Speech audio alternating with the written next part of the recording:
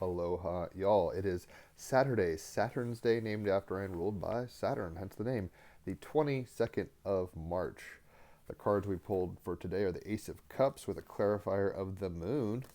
And the wild card is going to be the shadow card on Saturn's Day. Saturn figure shadows can be looked at, this constrictive kind of energy. The dark side of the moon, so to speak. And this is Inhuman Antagonists from the Dante's Inferno deck, but I'll get to those cards in a second. The sun is at 2 degrees Aries, the moon 2 degrees Capricorn, Mercury retrograding at 6 degrees, that's conjunct the sun. Venus conjunct Mercury. Venus is at 3 degrees, retrograding in Aries, that's also conjunct the sun, so they're all together. Mars 20 Cancer, Jupiter 14 Gemini, Saturn 23 Pisces, Uranus 24 Taurus, Neptune 29 Pisces. Those are loosely conjunct, Neptune and Saturn. The Pluto is at 3 degrees Aquarius. North Node is at 27 Pisces. That's conjunct Neptune as well as Saturn. Black Moon, Lilith at 29 Libra, and Chiron 21 Aries. So the major aspects, the moon is squaring Mercury, Venus, Sun, North Node, and Neptune. The moon is sextiling Black Moon, Lilith. Mars is trining Saturn and the North Node, Neptune conjunction. Mars is squaring Chiron. That's pretty much the major aspects right now. So, the cards, like I said, are as follows. The Ace of Cups. If you're a water sign, this is the flow, the feels. So if you're a Cancer, a Scorpio, or Pisces, you are the water element, though we all have that element in us. The Ace of Cups, allowing the replenishing energy to wash over you. Abundance of growth, offering your creative brilliance and love. On page 142, I overflow with the essence of life. The great joyful climax of celebration pours from the cup after a sacrifice of time, energy, and comfort. It can be the union with self or another, the graceful sense of accomplishment and fullness after a long and arduous journey. Every drop of vitality has been used to reach this point. I just posted something the other day that was a meme that was like, everything in your life has led you to reading this meme right now. It's kind of that energy. In the Ace of Cups artwork, a beautifully crafted cup or chalice of gold and silver is present. Gold and silver, sun and moon. Conscious and unconscious, feminine, masculine. Alchemical symbols there. The abundance of life-sustaining water heralds new life, cracks open the scorched earth clay below to reveal the hidden jewel of fecundity which lies beneath. Golden roots are nourished, growing and anchoring, seeking new intelligent pathways, Jupiter and Gemini. They send the twisted vine bursting into the sky to freedom, Uranus and Taurus, Pluto and Aquarius, Sun and Aries. A lotus flower, sensual and exquisite, innocently blooms in the foreground, Mars and Cancer, Neptune conjunct North Node and Pisces. It symbolizes the purity we reach when we overcome the muddy waters of attachment and desire. This card carries the energy of one who sacrifices for the love of another, the love which traverses harsh conditions and triumphs even when it seems there's nothing left to give. Moon and Capricorn's like, we got to push that, we got to break on through to the other side. We can't stop, won't stop. It's time to achieve more emotionally in the world. The power to grow and flourish is released. The sacred milk of life spills over in celebration. The tide comes in at last. The replenishing water returns, and everything feels the surge of this peak experience. North Node conjunct Neptune and Pisces. The ecstatic pulse of existence rises and sweeps away negativity, cleansing you of the past sacrifice and discomfort, renewing you. The Ace of Cups communicates the energy of regeneration. Barren items can now bear fruit. Ideas requiring tremendous amounts of hard work and sacrifice, Moon and Capricorn, can now be realized, Sun and Aries. Consciously open yourself to receive this nourishing stream of calm, flowing energy, Mars and Cancer, into your life and see it birth new life.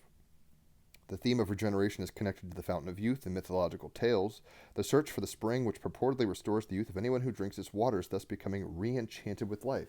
North Node conjunct Neptune and Pisces. Saturn and Pisces. For the fountain enlivens those with creative possibilities. As life nourishes you, so you wish to give in return. Offer your brilliance to the altar of love, a deep loving and appreciation for the life you have been gifted. So allowing that replenishing energy to wash over you, abundance of growth, and offering your creative brilliance and love. It's like the Tom Tom Club song, the side project of the Tina Weymouth and her husband after the Talking Heads. The Tom Tom Club had Genius of Love, which Mariah Carey sampled. You probably heard it. Right? Genius of love. That's what we're working with. The genius of your love to break through the illusions I've written music to all the major arcana. Mistress of Illusion is what I titled the moon card. If you listen to the Team Rabbit Hole podcast, that pre-intro music is part of the moon card. It's kind of like a Tool meets Pink Floyd vibe. But the moon card is a major arcana card, and it is the Pisces card. So it is as follows. Where are you at? Here you. Star and moon. Okay, so on page 58, this is a werewolf, right? Breaking on through to the other side here on on a full moon night. The moon. I perceive the truth through the inner veil and its reflection. The dark reflects and distorts. Face your fears. Embrace uncertainty. Very Uranus and Taurus, right? Moon and Capricorn. It's like, buckle up, Buttercup. Pay attention to what your dreams say. North Node conjunct Neptune and Pisces, Saturn and Pisces. Let your subconscious guide you, right? This is the hidden things. The hidden things, right? All that growth, all that hard work under the soil, this dry soil, and the lotus pops up and it births new life emotionally. And with the moon in Capricorn, we can really kind of get a strong grasp on reality emotionally. We could say, these are the facts on the grounds. This is how it really is. And hopefully retune ourselves, Chiron and Aries, right? Venus retrograding and Mercury retrograding conjunct the sun in Aries, and hopefully retune our dream. Neptune conjunct North Node in Pisces, Saturn in Pisces. So this is on page 41, number 31, Inhuman Antagonists. I'll read a little from the canto. It's in Old English, and then there's a divination, so bear with me on this. But never yet was Trojan fury found, nor that of Thebes, to sting so cruelly brute beasts, far less the human form to wound, as two pale naked shades were stung, whom I saw biting run, like swine when they escape famished and eager from the empty city. Canto 30. And that sounds like a little like a werewolf. Like I'm biting, I'm hiding in the shadows, all this stuff, in the shades, naked. Journey among the falsifiers, those who misrepresented themselves. Dante is amazed at the sight of them tearing at each other's flesh like wild beasts, like werewolves. Divination. In the poem, those who try to disguise themselves or hide their true identity lose all sense of self and revert to a feral state. With Chiron and Aries, with Venus and Mercury in Aries retrograding conjunct the sun, who we are, shining as a self. We can't be deluding and playing false. Like, we're going to have moments of that, and we wake up to it, but we can't, like, continually wear masks and lie to ourselves and others and be tricksters past a point. Jupiter and Gemini shadow. Divination. In the poem, those who try to disguise themselves or hide their true identity lose all sense of self and revert to a feral state. For reasons of shame, doubt, or self-loathing, we may pretend to be something we are not. We may wish people would see or treat us differently, but we cannot maintain the fiction without losing a piece of our soul. This card is a reminder to let your true inner light shine forth. Be proud of who you are and what you have accomplished, and others will see and celebrate the glorious and genuine you. Sun in Aries, Moon in Capricorn. Who are you? Who are you?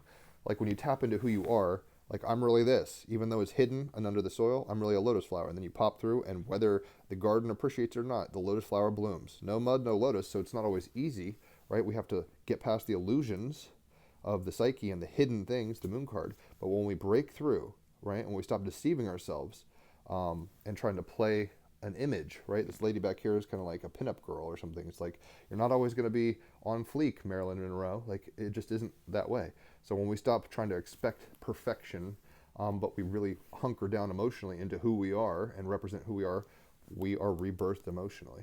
We say, God damn it, this feels so good to be me. And we stop deluding ourselves and hiding in the shadows, and our deep unconscious wounds are healed in that authenticity. So be authentic, right? Don't be playing false, basically. It antagonizes you and others at a soul level. So if you've enjoyed this, leave a tip. Tag people, obviously. Spreading the love is always good. Holler for a reading. I love giving them. People love getting them.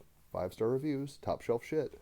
Check out the Team Rabbit Hole podcast. We are having Molly Wright, who has a handle Wally Might. She's an animator and chaos magician and witchy tarot deck maker. She's coming on the podcast Moonday. So look forward to that. I'll post the link at some point. Check her art out. She's a hip little chica.